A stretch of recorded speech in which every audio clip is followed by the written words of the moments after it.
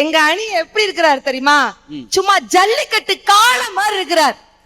திண்டுக்கல் ரசிகர்கள் எப்படி இருக்காங்க? சும்மா ஜல்லிக்கட்டு காளை மாதிரி இருக்கிறாங்க. அவர் பிராய்லர் கோழி மாதிரி இருக்காரு, அவ்வளவுதான். இது ஜல்லிக்கட்டு மாடு. எதிரணியில பாருங்க பூம் பூம் மாடு மாதிரியே தலையாட்டிட்டு உட்கார்ந்து இருக்கிறாங்க. நான் சொன்ன எப்படி சிரிச்சாங்க பாத்தீங்களா? எங்க பணம் இருப்பவனை தூங்க விடாது, இல்லாதவனை வாழ விடாது, அவ்வளவுதான். கடவுள் நம்ம கொடுக்கணும்னு நினைச்சாதான் கொடுக்கும். ஆனா நகைச்சுவைங்கிறது அப்படி கிடையாதுங்க. இங்க அத்துணை பேரும் உண்மையிலே மதுரை முத்து சாரோட ஜோக்க கேட்டு சிரிக்கிறீங்க பாத்தீங்களா? இதுதான் மனச்சுமையை குறைக்கும் அப்படின்ட்டு சொன்னா இல்லன்னு சொல்ல முடியுமா சார்? நீங்க நகைச்சுவையின் மூலமாக கிட்டத்தட்ட 100 நாடுகள் வெளிநாடுகள் போயிட்டு வந்திருக்காங்க, ஆமாவா இல்லையா? நகைச்சுவையின் மூலமாக கிட்டத்தட்ட 4 கோடி ரூபாய்க்கு வீடு வாங்கி இருக்கிறீங்க. வந்து உட்காருமா. எனக்கு அந்த காருக்கு ஒருத்தன் சேவனை வச்சாங்க ஒரு கேரளாவில இருந்து. அது மாதிரி நான் எங்க டீம்ல இருந்திருக்கீங்க. போராமீன் பொக்கிஷங்களை நடுவரே தன்னுடைய நகைச்சுவையின் மூலமா தான் பணச்சுவை வந்து அள்ளி அவர் வீட்டுல கொட்டி இருக்கு அப்படின்னா தீர்ப்ப தயவு செய்து எங்க பக்கம் கொடுங்க. என் பேமெண்ட் 10 லட்சம் ரூபாய் கொடுங்க, நான் கிளம்பி போயிட்டே இருக்கேன் சார். நடுவர் அவர்களே, மனச்சுமையை குறைப்பது பணச்சுவையா நகைச்சுவையான்னு கேட்டிருக்கிறீங்க. எங்க அணியில பாருங்க, எங்க அணி எப்படி உட்கார்ந்துருக்காரு பாருங்க.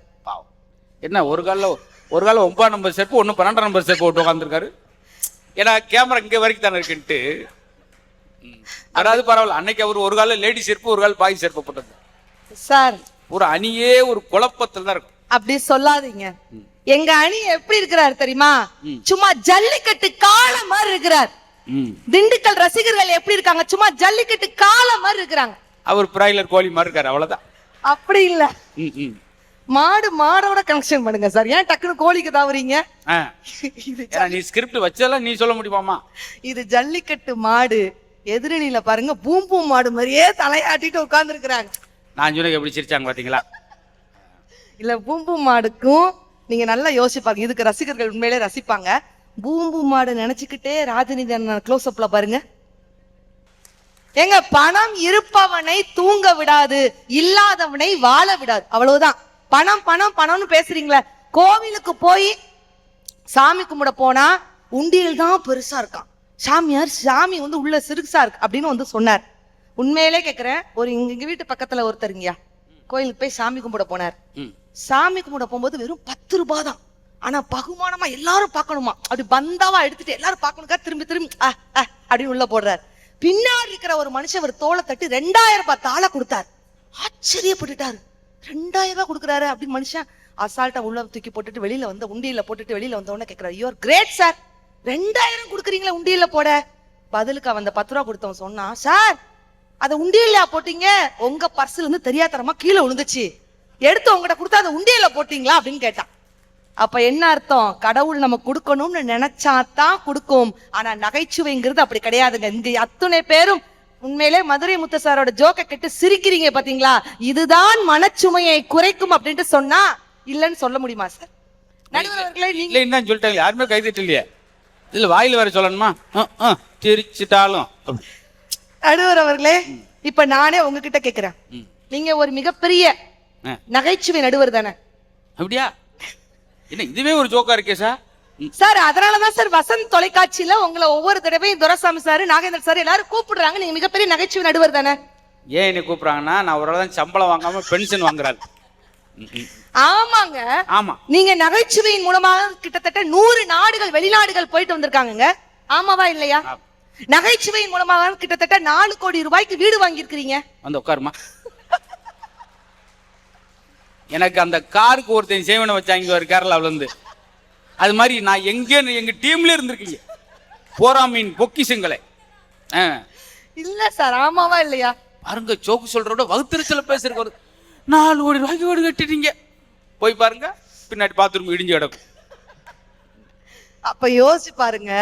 அப்ப நடுவரே தன்னுடைய நகைச்சுவையின் மூலமா தான் பணச்சுவை வந்து அள்ளி அவர் வீட்டுல கொட்டி இருக்கு அப்படின்னா தீர்ப்ப தயவு செய்து எங்க பக்கம் கொடுங்க. என் பேமெண்ட் 10 லட்சம் ரூபாய் கொடுங்க, நான் கிளம்பி போயிட்டே இருக்கேன் சார். பாருங்க, இப்படித்தான் எல்லாரும் நினைச்சுக்கிட்டு இருக்கீங்க சார். வெளிப்பறவைக்கு தான் செலிபிரிட்டி. உண்மையிலேயே நாங்க பெரிய சுக்கா ரொட்டி. ஒரு நிகழ்ச்சிக்கு போய் நாங்க பார்த்து முன்பக்கம் நிகழ்ச்சி முடியும் தட்டிக்கு அந்த ஆர்கனை சிரிச்சுக்கிட்டே இருப்பாரு. பட்டிமன்றம் முடியும் போது அந்த சேர் மட்டும் எம்டியா கிடக்கும். கீழே போய் போன் அடிப்பான், நீங்கள் டயல் செய்த நம்பர் தற்சமயம் செல்போனை வித்து விட்டார். நாங்க யார்கிட்ட போய் இந்த போற அனுப்பிடுவாங்க. எங்க பொழப்பெல்லாம் பெரும் பொழப்பு சார். சார் ஆனா உண்மையிலே ராஜநிதியை வந்து நிறைய பேசினார் வீட்டுல, அப்படி இப்படி. உண்மையிலேங்க அவரை மாதிரியே டிக்டோவா எங்க வீட்டு பக்கத்துல ஒருத்தர் இருக்கிறார். ஆ, அவரை வந்து பொண்டாட்டி கிட்ட போய் சொன்னார், மா ரோட்ல போகும்போது ஒன்ன மாதிரியே ஒரு பொண்ணு பார்த்தம்மா. பதிலுக்கு பொண்டாட்டி சொல்லியிருக்கு, என்ன மாதிரி இல்லாட்டாலும் நீ பாத்துருப்படா, உன்னை பத்தி எனக்கு தெரியாது. சிரிக்கிறாரு பாருங்க சார். ம். என்ன இன்னொரு ஆள் சொன்னாரு, சரி லட்சுமி நேத்து பஸ்ல ஒன்னே மாதிரி ஒருத்திய பார்த்தேன்டி. என்ன செஞ்சீங்க? வேகமா இறங்கி வேற பஸ்ல வந்துட்டேன்டி. அப்படின்னா அவனுக்கு எவ்வளவு நெருக்கடிகள் பாருங்க சார். இன்னொருத்தர் சொன்னார், ஆ. ஆசையே துன்பத்துக்கு காரணம்னு எப்போ நீங்க உணர்ந்தீங்க சார்? நான் ஆசைப்பட்ட பொண்ணையே கல்யாணம் முடிச்சதுக்கு அப்புறம் தான் ஏன் உணர்ந்தேன் அப்படின்னா. அப்ப எப்படிப்பட்ட வாழ்க்கையில நம்ம இருந்துட்டு இருக்கோம். எவ்வளவு பிரச்சனைகள் வந்தாலும்ங்க இந்த பணம்ங்கிறது இன்னைக்கு இருக்கும் நாளைக்கு இருக்குமா? புருஷன் முன்னாடி போய்கிட்டு இருக்காங்க. யார் புருஷன் முன்னாடி? புருஷன் முன்னாடி போய்கிட்டு இருக்கும்போது திடீர்னு அந்த அம்மா இந்த கட்டப்பையை பிடிங்க அப்படின்னு விறுவிறுன்னு எழுத்தாப்புல போன ஒருத்தன் செருப்பு கழுத்தி அடிச்சுட்டு வந்திருக்கு. ஏன் சார்? இவன் ஏண்டி அவரை போய் சம்மந்தம் ஒன்று முன்ன பின்ன தெரியாத அடிக்கிற? சும்மா இருங்க, அசப்பில் உங்களை மாதிரியே இருந்தேன். அசப்புல இருந்தேக்கே அந்த அடினா அசப்புக்காரனுக்கு எவ்வளவு விழுந்திருக்கு பாரு. ஒருத்தர் ஆண்கள்லாம் இந்த இடத்துல சிரிக்கிற காரணம் சார் சம்சாரம் இல்லாம உட்காந்துருக்கேன் சார்.